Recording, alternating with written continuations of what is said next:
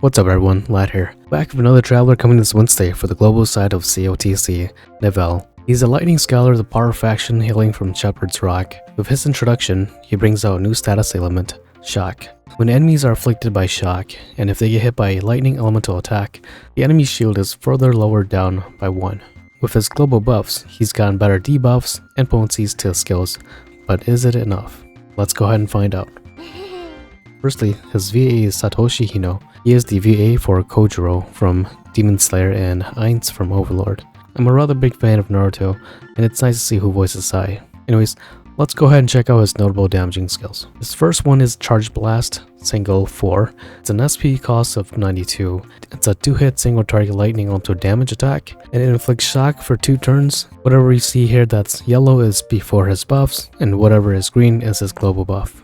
And shock lowers 1 shield point when lightning elemental attack damages an enemy, but it won't break the shields. Potency of 160. The second ability is the Raging Flame Bolt. SP cost of 41. It's a 3-hit random target lightning elemental damage. It also hits fire. And it lowers lightning resistance by 25% for 2 turns for each hit. His third ability is Lightning Rush. It's an SP cost of 65. It's a 4-hit random target lightning elemental damage attack. It also hits fire. It lowers elemental defense by 25% for 2 turns for each hit, with potency of 45. His last ability is Tonatress Ardere, which is an SP cost of 93. Once per turn before your action, it's a 1-hit AoE lightning elemental attack that also hits fire, and it has a low chance to inflict paralysis. Potency 180 for 2 turns. This ability is kinda like Javelin Rush from Ludai or Solin's Raging Flame Lance. Then for his ultimate, it's a 5-hit AoE lightning elemental attack that also hits fire, with a potency of 65 at level 1 and 75 at level 10. And it's 2 times more potent if the enemy has shock inflicted. For his support abilities, his most decent one is an SP cost of 23.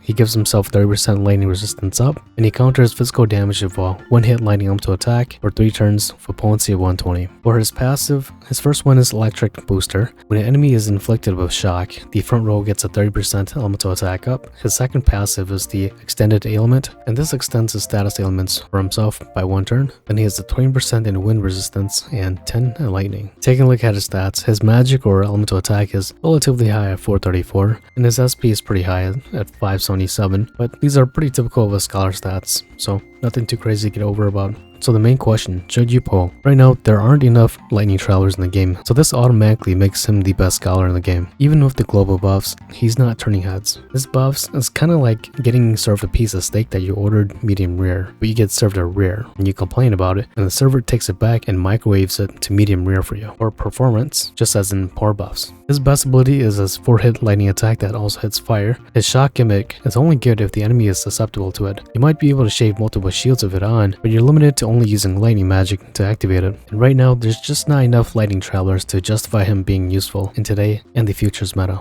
His ability to counter physical attack is useless, as he's squishy like most scholars. And his lightning attack, where he does 1 lightning attack before you act, is barely passable as it's only a 1-hit. Characters like Ludai and Solon have a 3-hit preemptive attack. It should be the minimum for these kind of abilities. Longevity, I don't see him being used. Against an enemy weak to only lightning, then perhaps. He might get some usage, but his abilities are a bunch of skills that don't have any surprise or damn to it. He's basic. With his buffs, he's basic buffed. Anyways, let's go ahead and wrap it up. With their design, 4 out of 5. His drawing kind of reminds me of Haze, especially his haircut. Voice actor, Satoshi Hino, set your heart ablaze, or in Nivelle's case, electrified. Abilities, 3.5 out of 5. Again, none of his abilities give any wow factor. His ultimate did also get buffed to be a 2 times potency, but with it being only a 5-hitter, it's nothing too great. Longevity, 2.5 out of 5. If you don't have Cyrus or Therese, which are 2 travelers that were introduced about a year ago, perhaps he might be a decent pull, but he's nowhere as impressive as other characters in the Sacred Blaze banner. Global buff, 5 out of 5.